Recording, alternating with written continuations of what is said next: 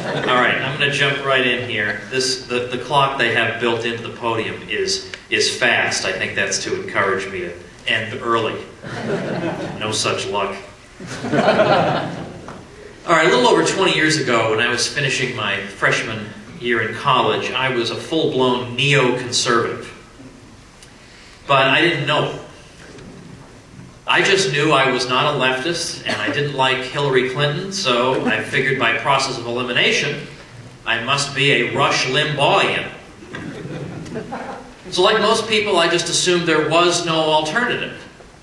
Either you were for Hillary, or you were for George H.W. Bush, and that was your grand spectrum of political options in America.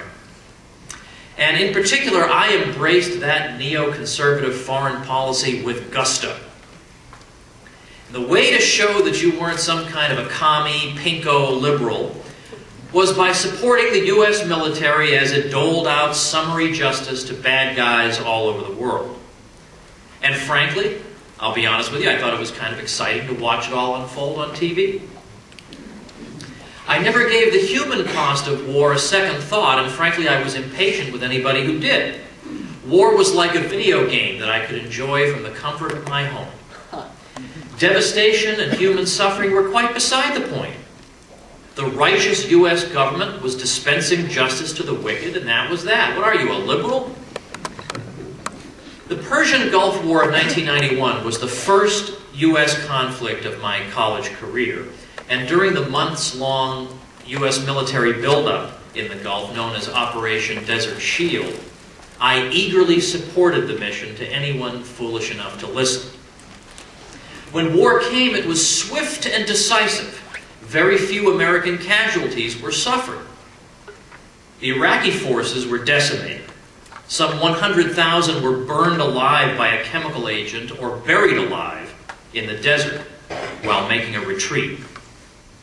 Now, believe it or not, this actually bothered me, in spite of how voracious a consumer of war propaganda I was. Nobody defended Saddam Hussein's invasion of Kuwait, which he undertook in response to, basically, Kuwait was slant drilling on him. But the outcome of that war was nevertheless a terrible tragedy for the Iraqi people, virtually none of whom had a say in Saddam's decision to invade Kuwait. So the way it seemed to me was a far poorer country than our own suddenly had a lot more widows and orphans, not to mention a great many civilian deaths to grieve over and much destruction to repair. Mothers and fathers were crying themselves to exhaustion over children they had lost, or who, worse still, were dying agonizing deaths before their very eyes.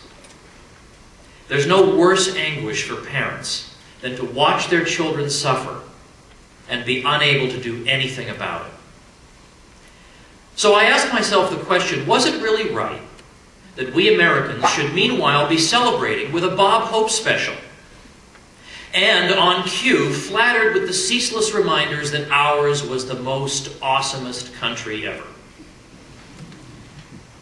It later emerged that the story that we heard the most, as Bob mentioned about Bob or Tom, about what happened in Iraq, we heard this story that the Iraqi troops going into Kuwait were so gratuitously wicked that they made a side visit to Kuwaiti hospitals so that they could take babies out of incubators and just throw them on the hospital floors. Which, I mean, it just, first of all, alarm bells should have been going off with that story. I mean, presumably if you want to invade and overtake a country, you don't really have time to stop and throw the babies out of the incubators. Like, it's just not efficient. But it turns out that the Kuwaiti government had hired the public relations firm Hill and Knowlton to sell the idea of military invasion to the American people. And they came up with this fake atrocity story. And it turns out that the emotional young woman who testified to this effect in Washington turned out to be the daughter of the Kuwaiti ambassador to the United States. Now, although I had strongly favored military action by the U.S. government from the start in response to Saddam's invasion of Kuwait, In the wake of George H.W. Bush's declaration of victory, I could not stop thinking about the lopsided casualty counts, the waves of killing rained down on a ramshackle army facing the greatest military machine in the world. Now, these were soldiers, not civilians, so by the logic of war, I'm supposed to hate them, or at the very least not care about them, and greet their deaths as cause for celebration rather than regret. But all of a sudden, I was having trouble doing that. So I went to see my European history professor, and I've mentioned his name in the past, and maybe that was indiscreet. So this was, there probably should be like a seal of the confessional. There should be a seal of the office hours, you know, when a professor tells you in his office hours. So I'm not going to tell you who he was. But this is a European history professor at Harvard. Has a very famous wife who teaches history at MIT. Well, anyway, all right, anyway. I can give you a lot of clues later over lunch, but I went to him to talk about my misgivings about the war. He was a liberal in the New Republic magazine sense. And it's wonderful that there are a lot of people in this room who will never even have heard of the New Republic magazine. It's just, the world is becoming a better place every day. But he suggested that I read a recent article in that magazine making the case for war from a liberal point of view. And I did read that, and believe it or not, that more or less helped to suppress any contrary thoughts for a while. Now, by the early 1990s, I was already beginning to read libertarian literature because of my support for the market economy. A lot of people wondered, how did I get through Harvard with my sanity? And the answer was that I came to the conclusion, having observed what goes on that campus and in the city of Cambridge at large, that whatever the heck these people are, I think I want to be the exact opposite. So I wanted to be, I took my convictions and decided I wanted to take them to their logical conclusion. If I favor the free market, then I want to favor it 100%. So I began reading a lot of libertarian literature, and of course I came across the work of Murray Rothbard, Mr. Libertarian. Well, that led inevitably to reading his more philosophical works. I mean, Rothbard was a guy who, it wasn't enough for him in 1962 to write a 1,000-page economic treatise. He's just getting started. You know, then he writes a 4-volume history of colonial America, a 2-volume history of economic thought. It just goes on. I mean, if you had done one of these things, it would make your career. This guy just did them, you know, and then he wrote movie reviews, and just, he was like 10 guys.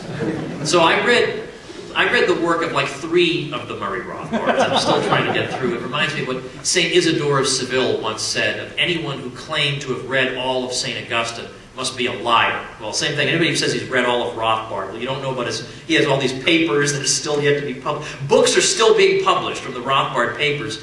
You know, well over 10 years after his death, they were still coming out with new books they discovered in his papers.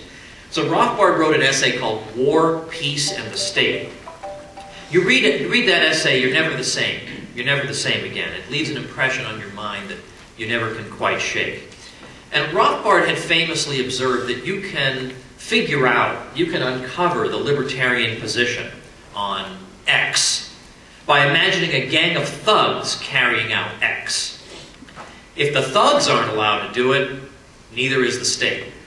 And we would view the state in exactly the same moral light as we would view the thugs. So if thugs can't just come up to you and grab your money, no matter how much they promise you it's for a worthy goal and it's just to help the children and buy flowers for people or whatever, they still aren't allowed to do that. Well, likewise, a well-dressed group of thugs calling itself the state can't do it either. Same moral law, just moral consistency across categories of people was Rothbard's message. Well, War, Peace, and the State takes this analysis and applies it to war. If you steal my TV, I can take it back from you. But I can't just walk down the street firing a gun everywhere and hitting third parties in order to make you surrender my TV. Likewise, even assuming a war-making state to be in the right, it has no greater moral entitlement to harm third parties in pursuit of its ends than a private individual does. Now, to be sure, there are moral complications involved here. For example, there's the issue of innocent human shields, and it's argued that a lot of warlike dictators are in effect using their civilian populations in this way. That they know that the high moral conscience of other countries will prevent them from bombing the civilians, so therefore they can get away with their dastardly deeds. Now, it's not my task here to address, much less resolve, every relevant moral problem.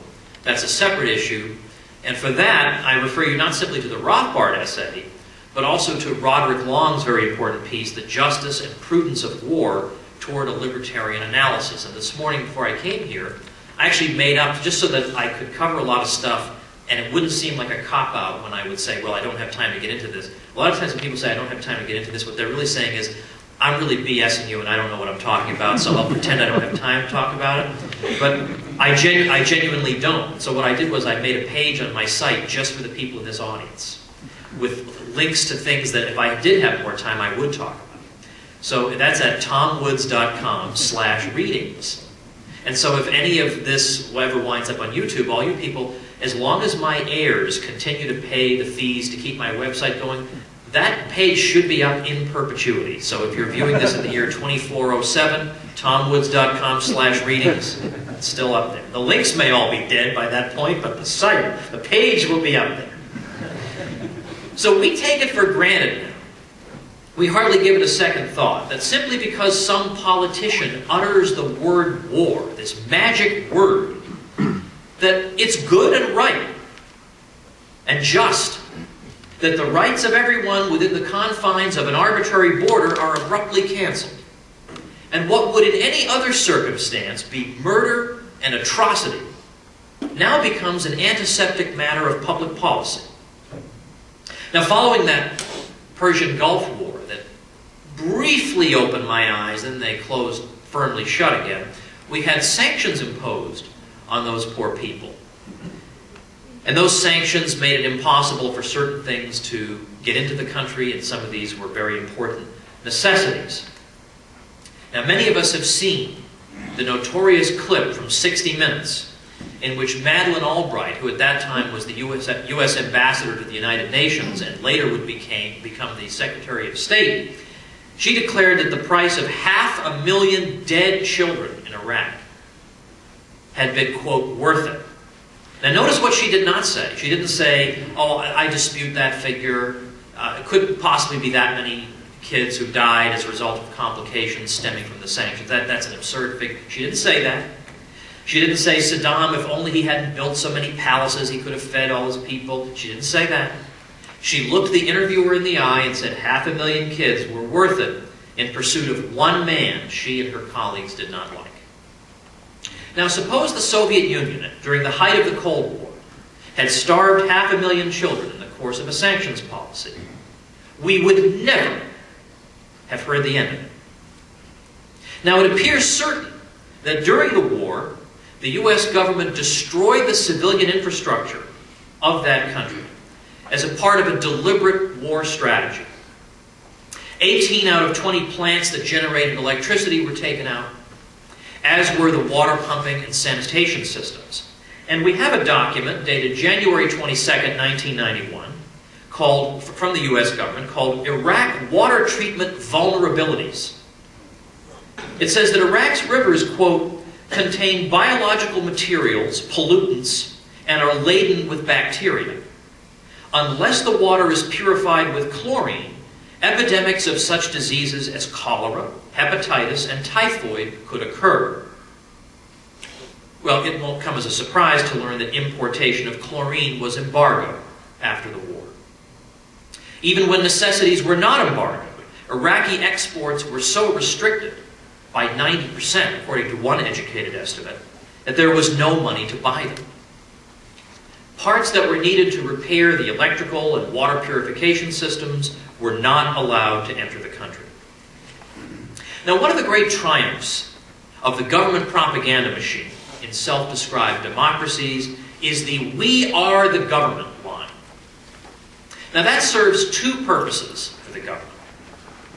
On the one hand, it's hard for the Habsburgs to say to the people, hey, we are the government, because you know you're never going to be a Habsburg. You're always going to be on the outs. But in this system, technically, strictly speaking, you could become president someday.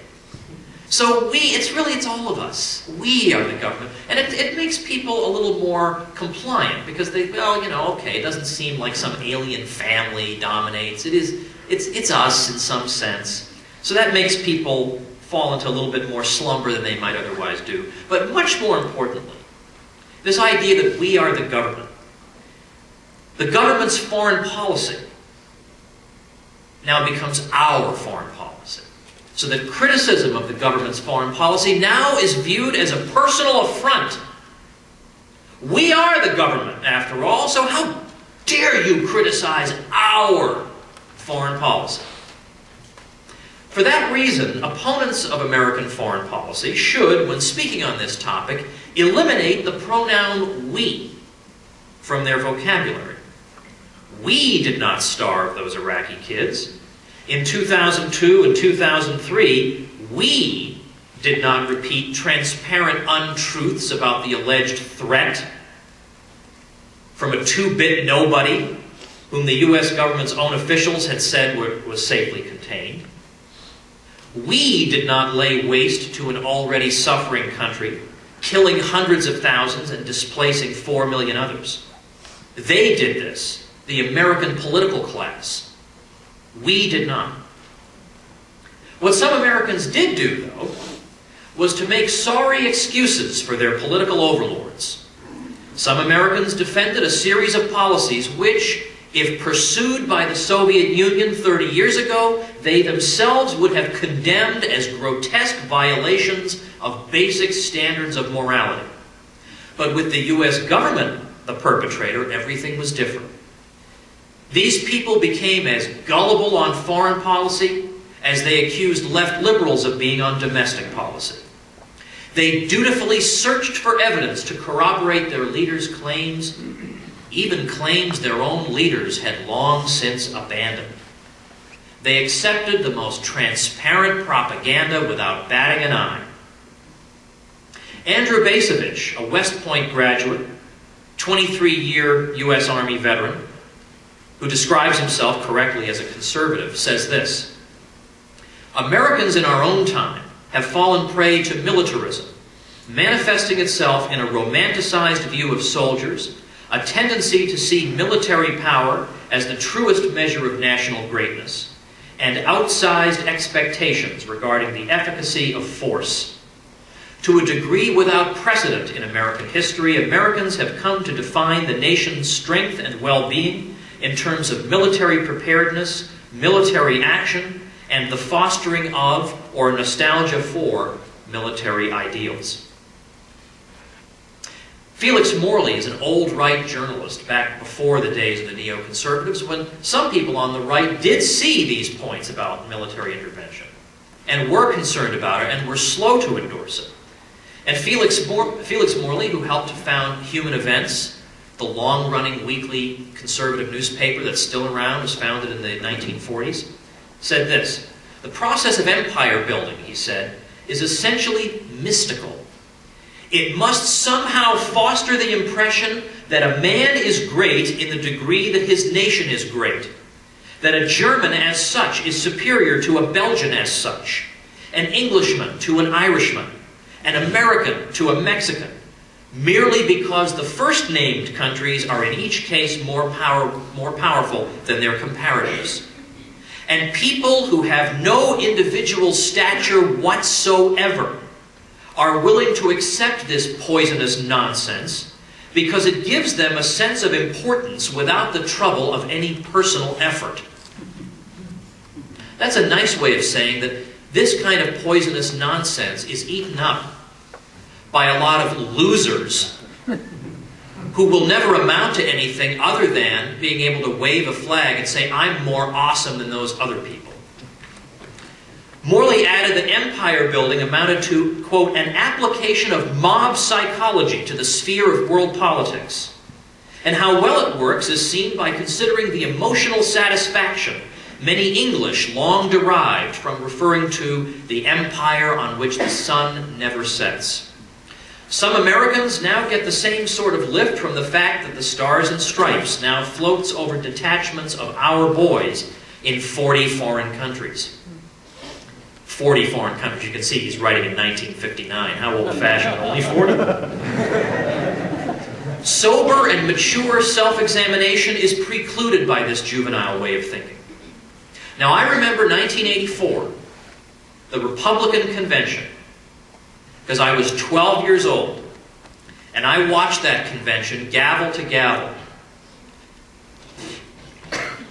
And I remember the speech that Jeane Kirkpatrick, who had been U.S. ambassador to the UN, gave. And at the time, I cheered on that speech like there was no tomorrow. And now I look back on it, and I think it may have been one of the most destructive speeches ever given by a U.S. official in the 20th century. And man, there was some heavy competition for that honor. Her speech was the Blame America First speech. And she went down a laundry list of things that had happened in the world. And she said, but you know, instead of blaming the terrorists, they blame America. But yet they always blame America first, she said of her opponents. What she meant by that, of course, is that anybody who says, well, look, yeah, I know that it's terrible savages who are killing Americans, and nobody excuses terrible savagery, but maybe if the U.S. government wasn't propping up so many dictators in so many parts of the world, there wouldn't be as much resentment stirred up, and this problem might be improved at least 15 to 20%. We need to at least consider that people might resent this. That we need to consider that some people in the world might hate Hillary Clinton as much as we do. You know, like, it is understandable, right? I mean, like, why would this not be understood? But this just because, well, you're blaming America. It's this second grade level mantra that makes it impossible to analyze policies sensibly. Of course, nobody blames America for a terrorist attack on this or that or this particular episode. Obviously, the moral guilt must be applied to the perpetrators. Nobody says, well, Donald Rumsfeld is responsible for this bombing of that ship. Well, the guy who bombed the ship is responsible for that. The point is that if you engage in policies like this, there is going to be a response. And that doesn't make the policies necessarily wrong in and of themselves. They may be. It just means you have to go into this with your eyes open. You have to be honest with yourself. There will be consequences. There will be consequences if people did things to the U.S. We would respond. If, well, the U.S. government does things to them, they respond. Just common sense. Now, I understand Muslims are irrational, and they don't use their brains, and they don't use reason, and so they're just going to bomb and kill and slaughter no matter what happens, so none of this analysis applies. But I don't think that's safe to say of all billion Muslims, right? That every single one of them is unmoved when his kid is killed in a pile of rubble. Well, I am in no way angrier than I was before because of this. I mean, really? I mean, are we reduced to arguing this way? In fact, to the contrary, when we look at U.S. history in the Middle East in the 20th century, what we find is that the United States actually had an excellent reputation in the Middle East early in the 20th century. Nobody mentions this, mostly because none of them know it. I mean, what do you think Sean Hannity knows about any of this? I was on Sean Hannity's show once years ago, and he had never heard the argument that the Great Depression might have been prolonged by the New Deal. He'd never heard that. Here he is, one of the great conservative leaders of the country, and he's never heard this. So it's not that I just pick on him at random. I mean, he deserves to be singled out. But for example, something called the King-Crane Commission in 1920 did a survey of public opinion in Syria. Interesting that it was Syria. And found out that Syria wanted to be governed by the United States as a League of Nations mandate. You think that would happen today? What happened? What happened in the interim? What happened? What's the change? Well, in the 1940s, 50s, 60s, there are warnings coming from the State Department over and over and over again. If the U.S. government gets involved in the Middle East, we are going to attract enemies we did not have before. We're going to make enemies out of friends we need in a strategic part of the world that could easily go over to the Soviet side. Well, every aspect of that statement was vindicated. And on my tomwoods.com/readings, I have a link to a book on this, Donald Neff's book, Fallen Pillars, where he gives you all the evidence of this. I'm not making this stuff up. But this doesn't satisfy what people have come to expect. They like me, as I used to be, we get used to this diet of war propaganda, of flattery, of being talked to like this. You Americans are the awesomest of the awesome, and the only reason any people in the world could be unhappy with your government is because of your sheer awesomeness. That's how people want to be talked to. That's how the so-called conservative movement wants people to be talked to. In mid-2004, a Zogby poll of people in half a dozen Middle Eastern countries asked them to identify the best thing that comes to mind about America. Virtually everyone polled replied, nothing at all. So, war dulls our moral compass, drives a wedge between peoples who have no honest quarrel with each other, and encourages a juvenile mentality that makes sobriety and even-handedness into wimpiness and even treason. But at least it's good for the economy, right? Yeah, blowing things up is great for the economy. Here's Ludwig von Mises, after whom our institute is named. War is harmful not only to the conquered, but to the conqueror. Society has arisen out of the works of peace. The essence of society is peacemaking. Peace and not war is the father of all things. Only economic action has created the wealth around us. Labor, not the profession of arms, brings happiness. Peace builds, war destroys. Then elsewhere, war prosperity is like the prosperity that an earthquake or a plague brings. The earthquake means good business for construction workers. And cholera improves the business of physicians, pharmacists, and undertakers. But no one has, for that reason, yet sought to celebrate earthquakes and cholera as stimulators of the productive forces in the general interest. Come on, Ludwig. No one? All our journals celebrate these things. Oh, well, you know, at least this will create jobs. I know everyone has perished, but the 3 people left are going to experience a real boon. Employment. And finally, war can really cause no economic boom, at least not directly. And here's the central point. Since an increase in wealth never does result from destruction of goods. You'd think that would be obvious enough. Now I want to quote our friend Bob Higgs, sitting there in the back. And I've cited him quite a bit. This is a less formal series of remarks. He said, when I began to teach U.S. economic history at the University of Washington in the late 1960s, I quickly realized that this tale of the wartime Keynesian miracle could not withstand critical scrutiny once one went beyond the barest account of it in terms of the elementary Keynesian model and the standard government macro measures such as GDP, the consumer price index, and the rate of civilian unemployment. Because, of course, we're told that World War II was a wonderful time economically. It was a great boom in the country. You hear this from everybody. You probably hear this from professors here.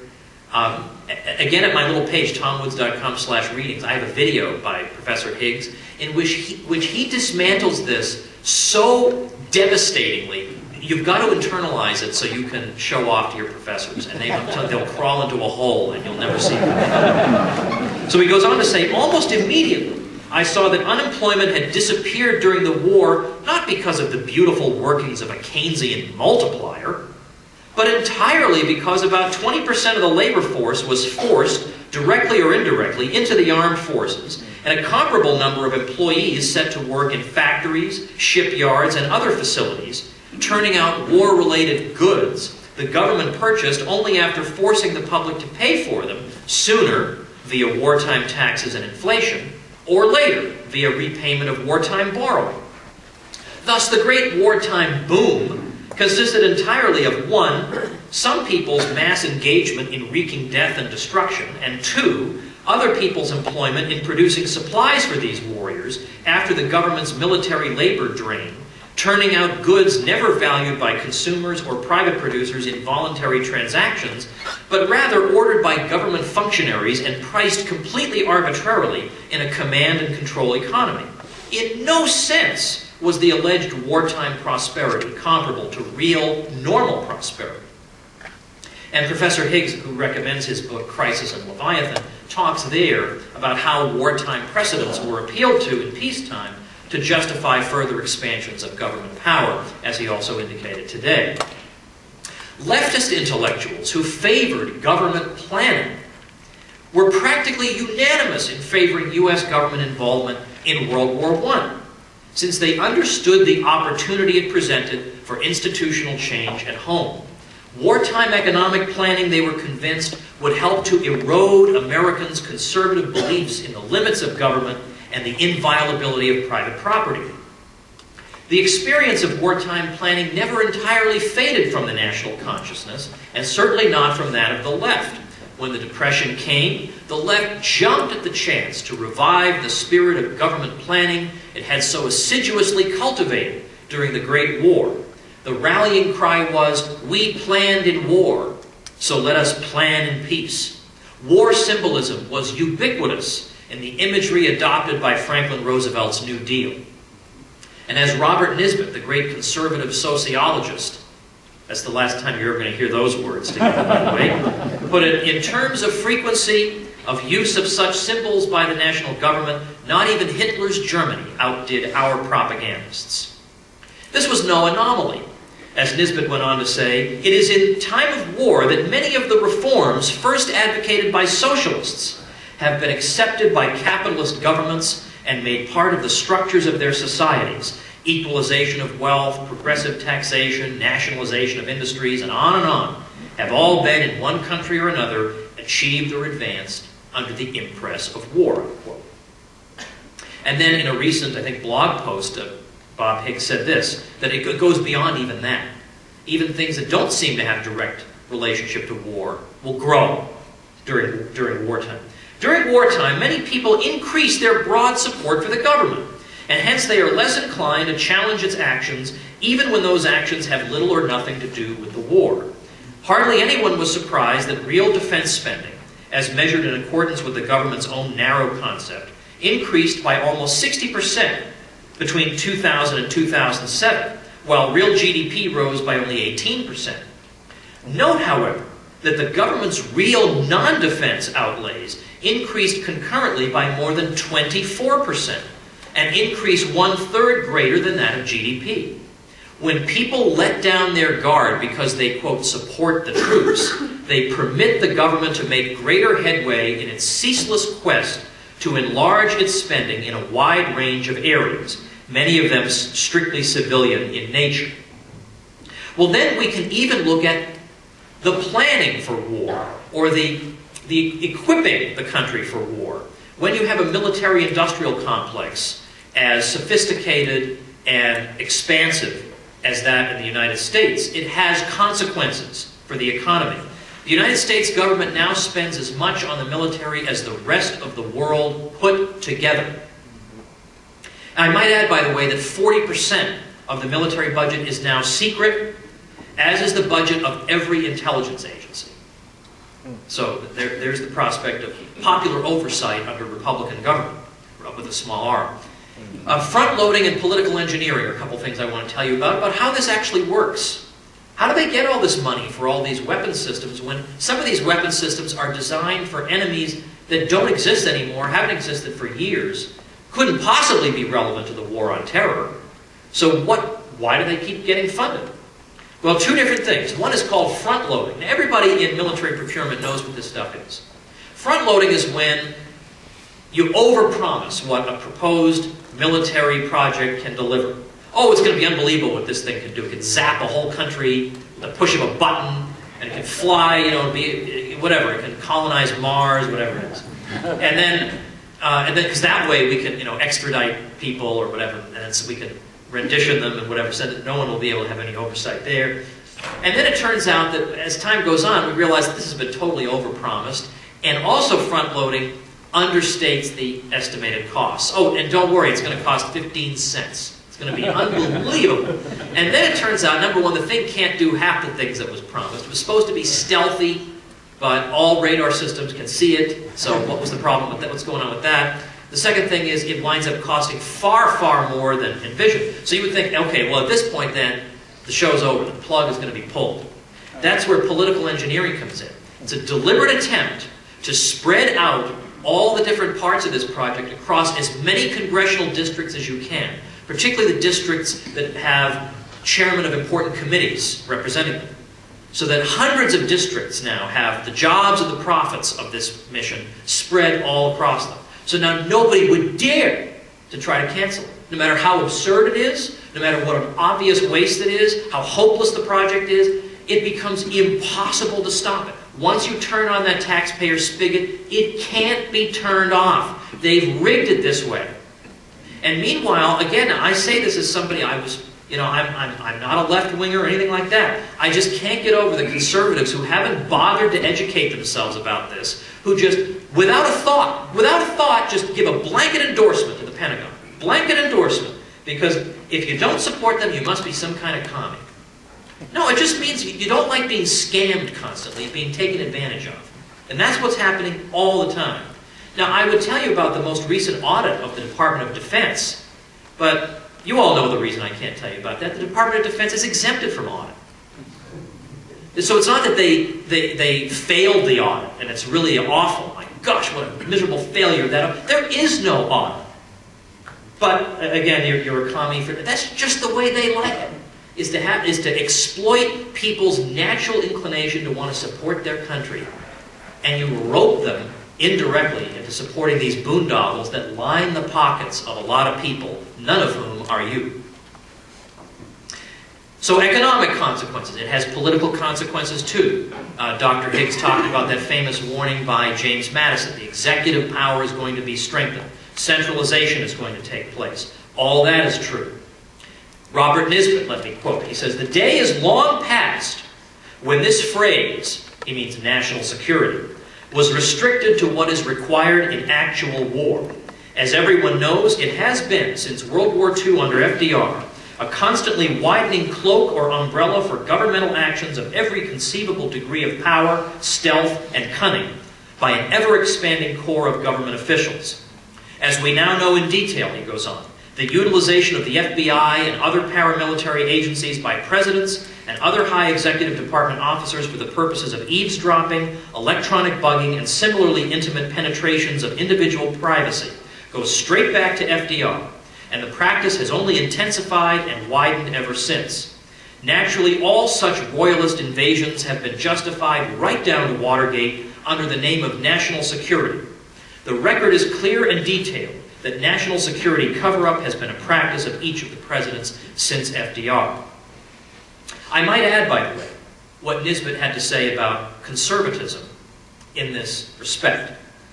In the 1980s, he wrote that of all the misapplications of the word conservative, he said, "the most amusing in a historical light is surely the application of conservative to great increases in military expenditures. For in America throughout the 20th century, and including 4 substantial wars abroad, conservatives had been steadfastly the voices of non-inflationary military budgets and of an emphasis on trade in the world instead of American nationalism. In the 2 world wars, in Korea and in Vietnam, the leaders of American entry into war were such renowned liberal progressives as Woodrow Wilson, Franklin Roosevelt, Harry Truman, and John F. Kennedy. In all 4 episodes, conservatives, both in the national government and in the rank and file, were largely hostile to intervention." He goes on to say that it would be difficult to imagine a combination more at odds with traditional conservatism than military adventurism and ideological crusading. He further recalled that contrary to public opinion, the political left had not opposed war per se. Hard leftists have traditionally found much revolutionary potential in war. Again, Nisbet, "Napoleon was the perfect exemplar of revolution as well as of war, not merely in France, but throughout almost all of Europe and even beyond. Marx and Engels were both keen students of war, profoundly appreciative of its properties with respect to large-scale institutional change. From Trotsky and his Red Army down to Mao and Zhou Enlai in China today, the uniform of the soldier has been the uniform of the revolutionist." And finally he said, "War is by nature revolutionary in its impact upon a people. Its values are antithetical in the extreme to the values of kinship-based society, with its consecration of tradition, conventionality, and age or seniority. Finally, what does this do to us as human beings?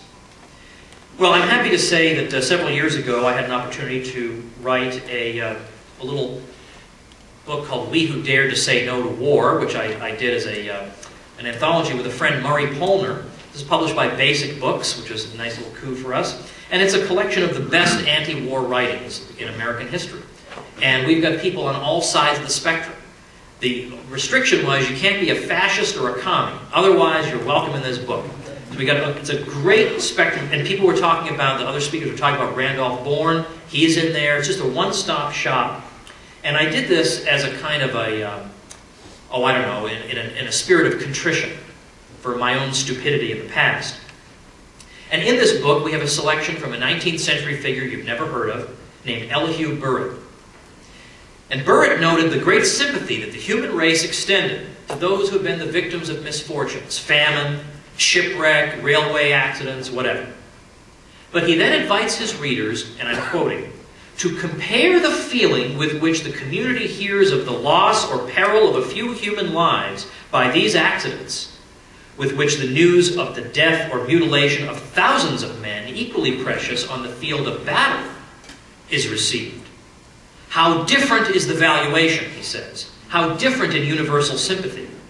War seems to reverse our best and boasted civilization, to carry back human society to the dark ages of barbarism, to cheapen the public appreciation of human life almost to the standard of brute beasts. And this demoralization of sentiment is not confined to the 2 or 3 nations engaged in war. It extends to the most distant and neutral nations, and they read of thousands slain or mangled in a single battle with but a little more human sensibility than they would read the loss of so many pawns by a move on a chessboard. With what deep sympathy the American nation, even to the very slaves, heard of the suffering in Ireland by the potato famine.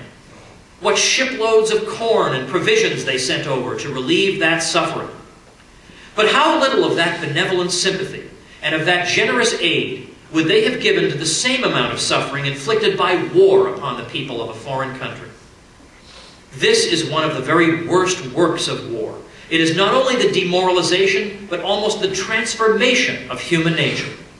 We can generally ascertain how many lives have been lost in war. The tax gatherer lets us know how much money it costs. But no registry kept on earth can tell us how much is lost to the world by this insensibility to human suffering which a war produces in the whole family circle of nations. Now, even if we were inclined to care, much of this damage is deliberately kept from the public eye. A Florida newspaper told its staff in October 2001, and I'm quoting, "Do not use," in all caps, "do not use photos on page 1A showing civilian casualties from the war on Afghanistan."